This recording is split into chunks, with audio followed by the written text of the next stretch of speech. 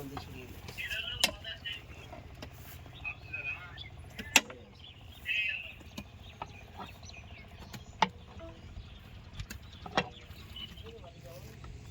প্রথম থেকে তুমি যদি বাড়ি বাঁচতাম তাহলে করবি। যে লাল মাটি ঢুকছে এখন আটকাচ্ছে, এমনি কালো মাটি আটকাচ্ছে না, মাঝে মধ্যেই বাড়ি বাঁচতাম। বাড়ি তো আজকে ওই জন্য ছাগল নিয়ে এসছি, ওই এইগুলো ভালো হয়ে যাচ্ছে বাড়ি বেড়ে যাবে।